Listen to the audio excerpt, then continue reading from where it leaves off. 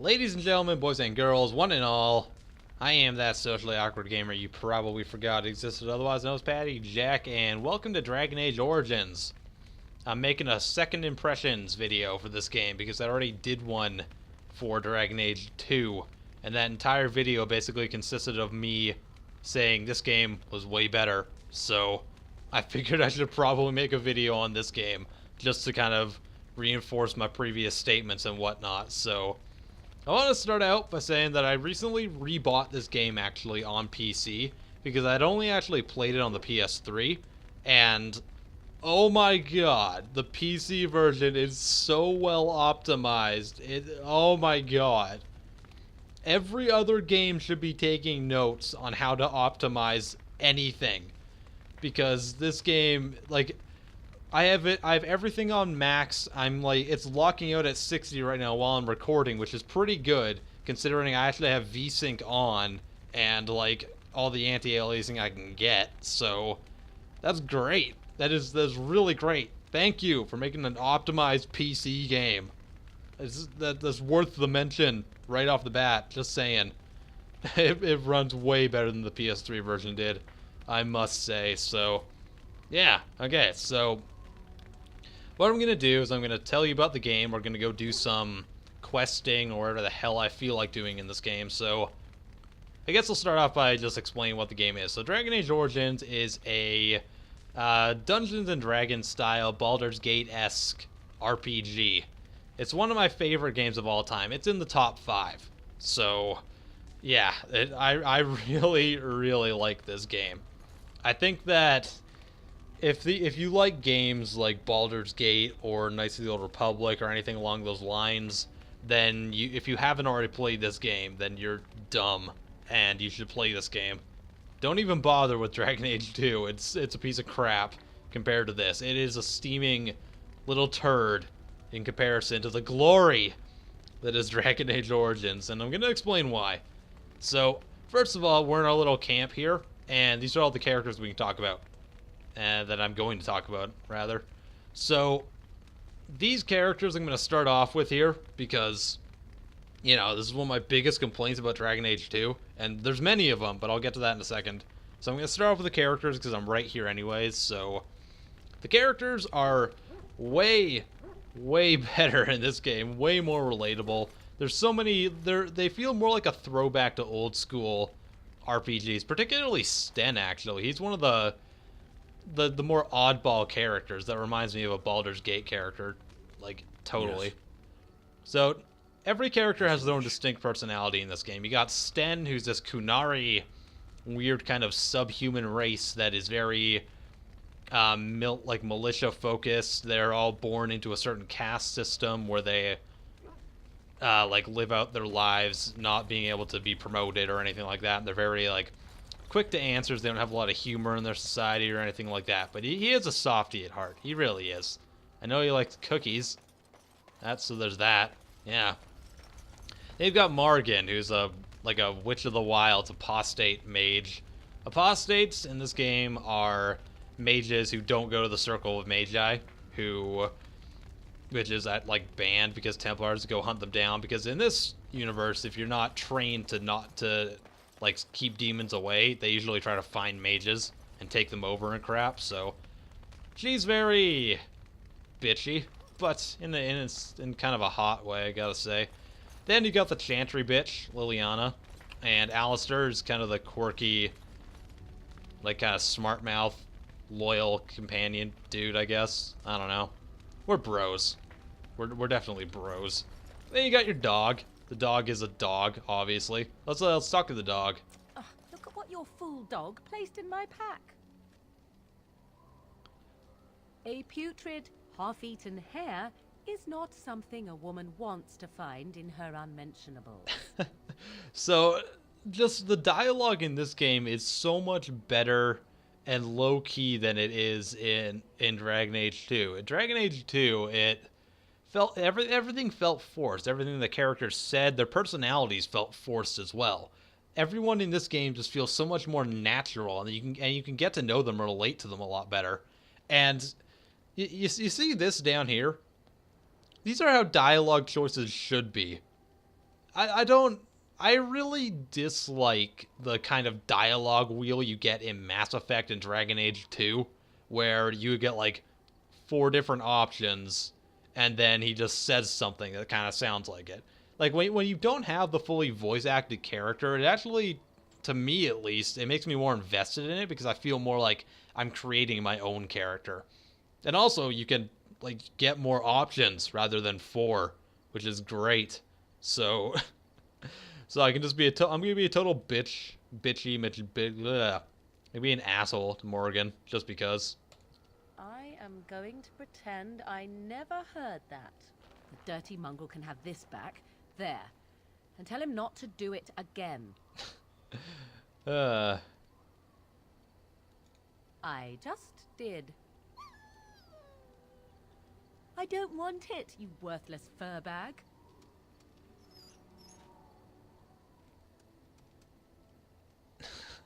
Yeah, so she definitely hurt the dog's feelings. Don't hurt my dog's feelings. Good God. He's just trying to be manipulative, I can tell. I do it too. Yeah, but he's a dog. And you're a bitch. So, you know, whatever. Alright, so as you can see there, just the dialogue and all the characterization, even in the dog. I care more about the dog as a character than I do any of the characters in Dragon Age 2, and that's saying something. It really is. I mean, I didn't care if Anders died. Who the hell cares about Meryl? Good God. So, yeah. That's one thing that's way better about this game than Dragon Age 2. So let's move on to, say, the actual equipment screens and everything. You notice this? You notice that I can actually change Alistair's equipment? You know? In Dragon Age 2, you get like 1 clothing upgrade for your companions throughout the whole game. That's stupid. It's really, really stupid. It didn't feel like you're progressing your characters. It just felt like they were static. I mean, you could progress your character, but that was it. It was just really bad. Okay, so we're gonna go to a new area and choose our party. God, these guys are just so much more interesting than everyone else. I mean, their personalities are so diverse. It just felt like in the other game, everyone just kind of blended together. But these people really feel like they all have distinct personalities. And like, a lot of the time, their personalities come to a head as well. It's really, really interesting. So we'll take Morgan, because we need a mage. I've only unlocked, like, half the followers, too, so I need to get the other ones. I think I still need to get Zavran. I really want Zavran. He's awesome. Yes. Alright, and we'll take Indeed. her, because I have not leveled up Sten. Usually I don't actually take him. I find him to be kind of underpowered. I don't really need him. What I actually want is to get 2 rogues, and then I'll have to take Alistair. That'd be way better. Alright, so here's another thing. You see this map? This is all of Ferelden, as opposed to Dragon Age 2, which is a city and a coastline. It offers varied locations. I mean, it was just such a disappointment in Dragon Age 2, where you're literally fighting in the same dungeons and the same, like, caverns. I fought the same boss like 3 times in that game. It offered no variety. And I mean, let's go to the Brazilian outskirts. I mean, why not? I have a feeling we might get ambushed on the way, so there we go. As I figured, we have a battle to do first.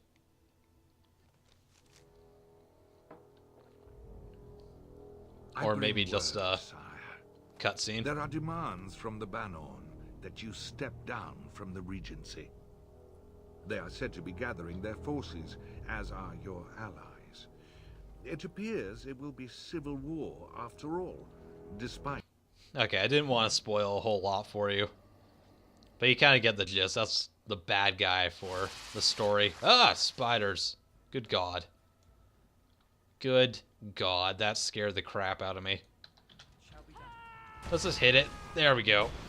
So, this is a combat. Now, I will give Dragon Age 2 a bit of credit. They did improve on the combat system for someone who isn't a D&D fanboy, who doesn't like to play more traditional style Dungeons and Dragons game. So they made it a bit more action focused. And in my opinion, it was actually a good move because it appealed to a more core audience that like will boost sales and boost money going into the franchise. But this is the greatest thing ever for Baldur's Gate fans. Being able to zoom out this far and basically play Baldur's Gate. That's pretty much what you're playing, so that's great. Although myself, I'm more of a Knights of the Old Republic style fan, so, you know, it's hit or miss with me. Is that spider even attacking anything? I don't know. I think that spider might be glitching out. So we'll just let it do whatever it wants. Yeah, I don't know what was going on with that thing. Alright. I think there's more spiders around here, if I recall correctly. Let's loot all the things while we're at it, though. And hit that spider with our shield.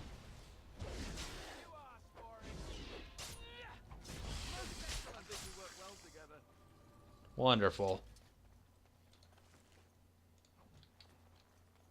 I kind of want to just get out of this place, so let's kind of just try to... I walked into the spider webs, are you kidding me? I totally forgot it does that.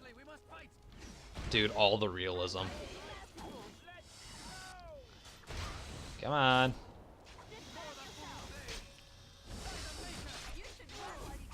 Alright. What can you do? So, I like the abilities of the mages in this game. Although, they can, I don't know, playing as a mage character is kind of boring in my opinion. Like, switching to them in the heat of battle is great, but when you're trying to, like, start out and stuff, it's really hard to play them because they only have a certain set of abilities and it gets just a little boring in my opinion. Right out. Let's go. So, my character is basically like a human noble, so my family was killed and then I have to go avenge them, and that's kind of my subplot. It isn't the whole story of the game. The main story involves basically this entire game's story is Lord of the Rings and Skyrim put together. I'm not saying it copied them because obviously Skyrim came out after this game and whatnot, but that basically will sum it up. So these ancient evil darkspawn, which are pretty well orcs, have burst out of the ground along with a dragon that came back, and you have to go kill it. And you're one of like this elite order of Grey Wardens that can do so.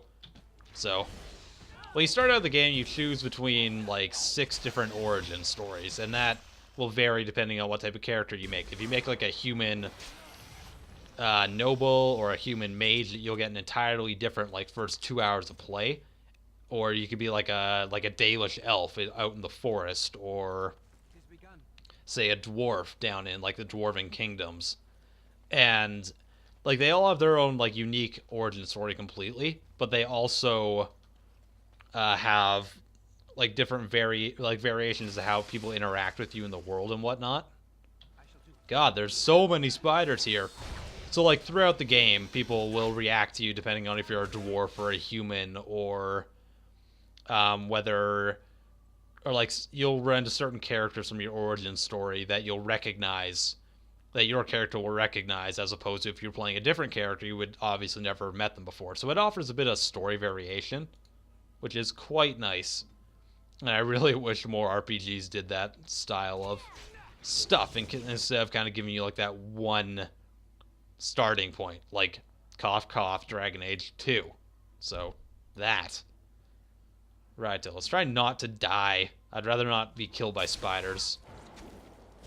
Taste my shield, spider.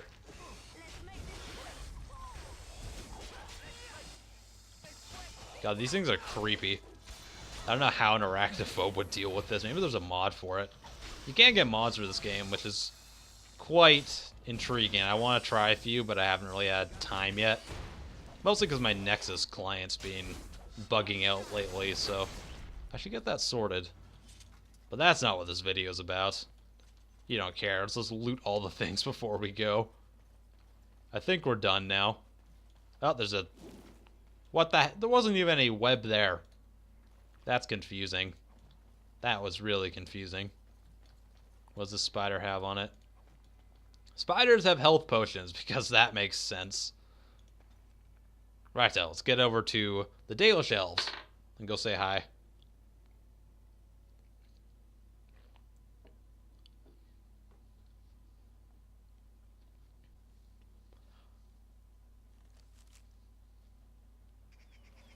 There we go. Hello, Dalish elves. How's it going? Outsider. The Dalish have camped in this spot. I suggest you go elsewhere, and quickly. I've actually been looking for you guys. I find that hard to believe. What business could we Dalish possibly have with a group like yours?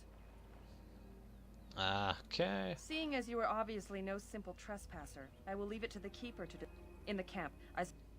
Right, so. See, it's always good to level up persuasion in any game, guys. I see we have guests. Yes, you have guests. Who are these strangers, Mithra? I have precious little patience and less time to spend on... I see. Alright, so I'm just gonna kind of skip through Tell this. me, stranger. Representing Grey Wardens, whatever. Now, allow me to introduce... If I... There we go.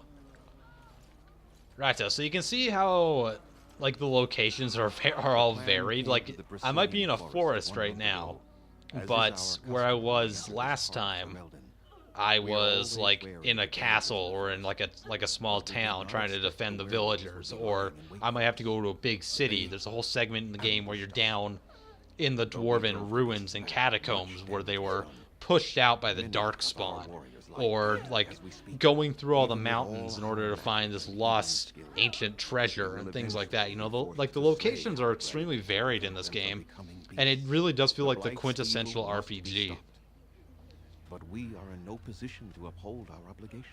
Righto.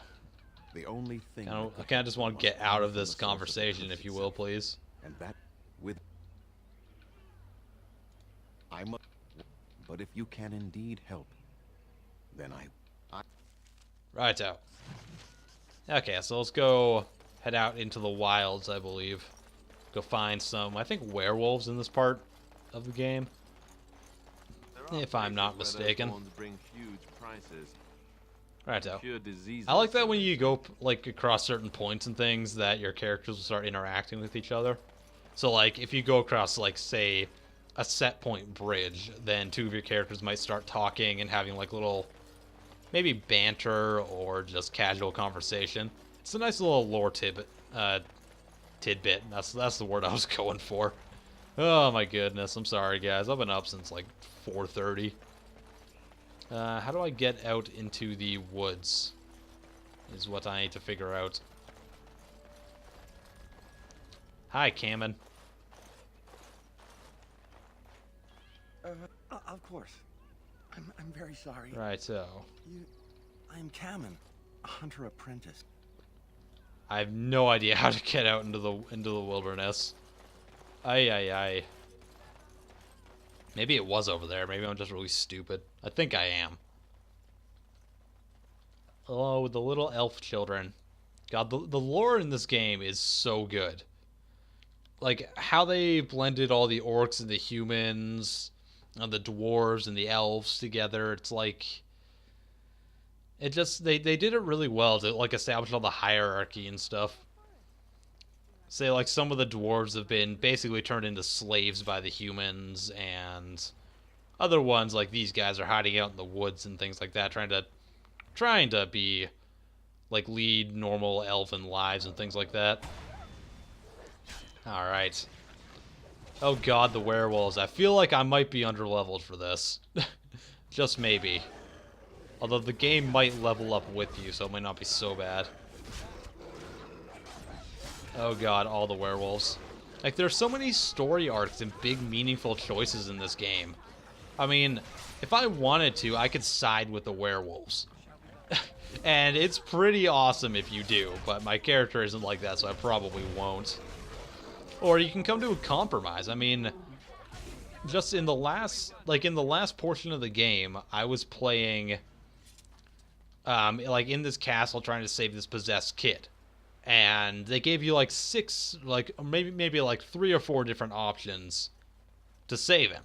Like, they were all ranging from outright killing the kid to get rid of the demon inside him, or sacrificing someone using blood magic, to going all the way to the circle of magi to help him. And it's like, the amount of choices in the game are just so well oriented. There's no morale system to it either.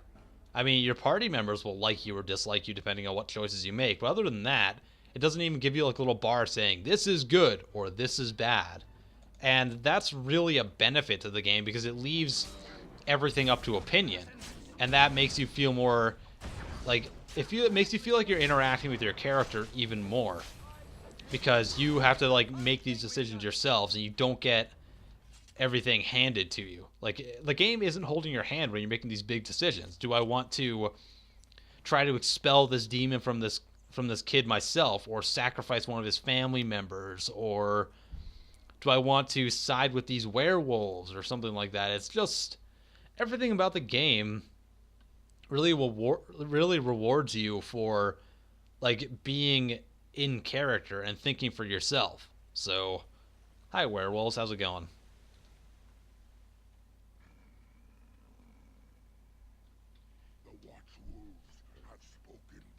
Wonderful.